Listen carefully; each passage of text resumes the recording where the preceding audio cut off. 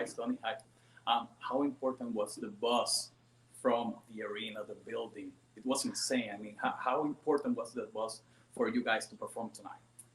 Yeah, God, like the buzz over the last couple of months, you know, for me, I've been so nervous. I've been so nervous because as much as I talk tough, I want to deliver to the fans, because without them, I can't go home to my beautiful wife and my beautiful daughter and feed them. You know what I'm saying? And so delivering a match that would live up to their expectations scared the shit out of me. Especially while trying to stay true to ourselves, like wrestling the style that we're going to wrestle when fans are kind of more used to car crashes and stuff. And you know, I had an idea of what I wanted it to be, and we had an idea of what we wanted it to be. But man, you never know if you can hit the marks that the fans want to see. And as soon as we got out there and hearing them and seeing how excited they were just for the match, that meant the world to me, man. And that's the stuff that I live for, you know. I think, especially coming out of the pandemic, you appreciate things so much more. And like, I had fun wrestling during the pandemic era, but I think it made me a better wrestler. I think it made him a better wrestler. I think it makes everybody a better wrestler, because you don't have the crutch of the crowd sometimes to know when something's good or bad. Or if something is bad and the crowd's good, they can cover that up for you. So I think wrestling during the pandemic, when you don't have that, and it's just you out there having to rely on yourself and thinking, this is good, this feels right. Coming back to a crowd like this, where it's 2,000, but it seems like 20, and they're just, I would rather wrestle with a crowd like that every single night than a crowd that sits on their hands and they're 20,000 deep, because I want to feel the energy every single night. Like when I'm in there and I get goosebumps talking about it, you can literally feel the reverberation from the crowd through you. That's there it is again. We're lucky. We're lucky. We're lucky, man, to do we're so freaking lucky. Awesome. Thank you. So guys, just two more questions, please. Let's start with Stu. Stu Meyer from the Horn and Sportscast Talking Wrestling out of Austin. First of all, congratulations on the win. This match has been talked about for seemingly months. This was that dream match. So, and I know you guys put a lot of pressure on yourselves, and the Briscoes do as well.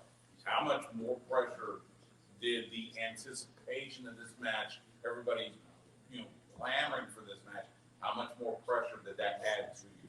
I think the unpredictability, like I said, like we didn't know, nobody knew, so I think that made it even more of a buzz, because like it's all over the place. There's zigzags. There's no straight line where you can see the end in sight, where you know where it's leading to. So every now and then there's like a rink thrown in, and then you get a bit here, a bit there, where you can kind of build on it. And like I said, because of that, I think that added to it. It made it more special, because it wasn't just by the numbers, cut and dry. We see where it's going. Like nobody did. Like I said, we found it a day before everybody else. So I think that made the buzz more special. But I think also people appreciate what we bring to the table, what the Briscoes bring to the table, and they just want to see good wrestling. Yeah, I think the extra Zoloft I was taking every day for the last few weeks, talks volumes of the anxiety. But man, that's what we strive on. I don't know, aside from my wife and my daughter, and what I perceive to be God, there's nothing more beautiful than professional wrestling. And we are lucky, not because he's sitting here beside me, but we're lucky that we have a man that loves professional wrestling as much as we do as fans, as wrestlers, that produces professional wrestling.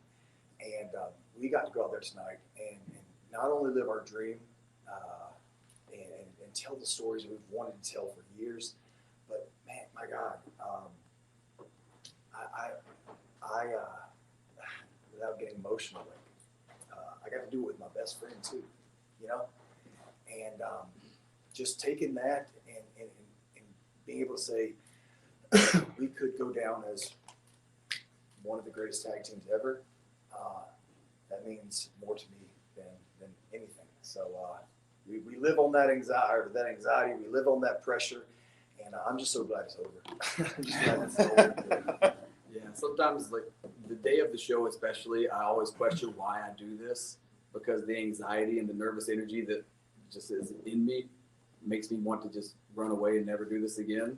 But then as soon as the music hits and you go out there, it's just the best thing you could ever do, and it's addicting.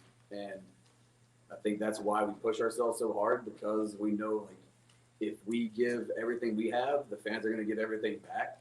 And there's no other job like that where you can go out there and you can literally get the immediate returns on the work you're putting in just based off everybody out there that's watching. And you know when it's good, but man, the anxiety leading up to it is bad.